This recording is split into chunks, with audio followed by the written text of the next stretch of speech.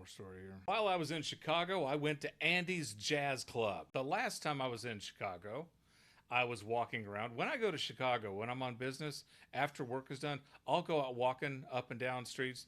I'll walk 4 or 5. I once walked like 12 miles, I think. Chicago is a good walking city. The people are kind. The streets are clean. When Dan and I were walking all through Chicago, that was when it was in the news of what a militarized hellhole Chicago Yeah, a was. war-torn Chicago. War-torn Chicago. I'm like, I don't know. I mean, I didn't hear any gunfire. No. I didn't see any smoke in the sky.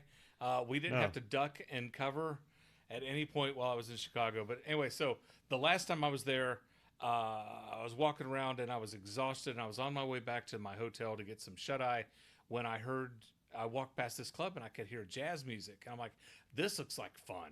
And it was Andy's Jazz Club. And I got there in the nick of time because they were almost sold out for the 8:15 show.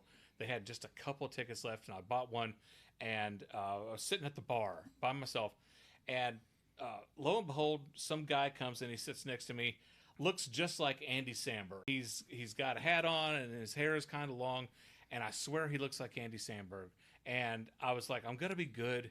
I'm going to be really good, and I'm not going to bother this guy because he may just want to come and hear some jazz music. Yeah. Right? So I'm sitting there, and I got my drink, and before the show started, I'm going to go and use the bathroom. I said, can you watch my seat for me? He says, I will guard it with my life. Anybody comes here and tries to sit in your seat, I'm going to punch him in the face. And I'm like, you are my brother. Yeah. Okay. Yeah. So good, cool guy. Yeah. Cool guy. So I came back and sat down. I'm like, you didn't have to punch anybody? You didn't have to punch anybody. Okay. So watch the jazz. Jazz was awesome. The bass player, he had one of them upright stand-up basses. Yeah. I thought his damn fingers are going to fly off. He was playing that son of a bitch. So it mind-boggling how fast and smooth and how amazing they were playing this jazz. So it's like an hour-and-a-half show. After it's done, I started talking to the guy. Where are you from?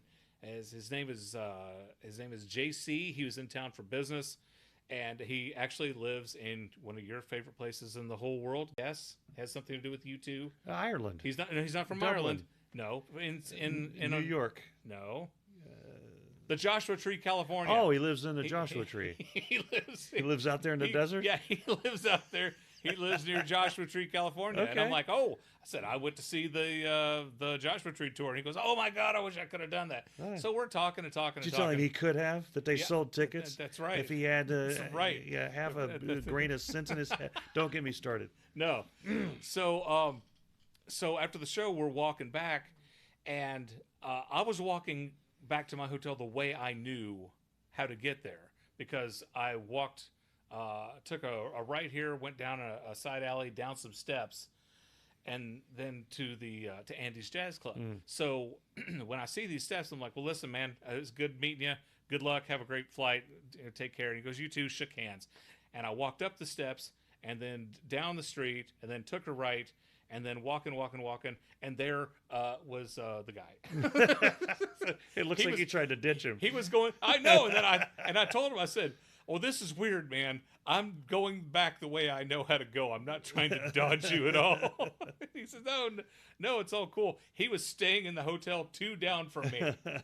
So we walked back to the hotels and told him a little bit about the podcast. And he told me a little bit about his job and everything. Cool guy. Yeah. And I'm like, I met a new friend.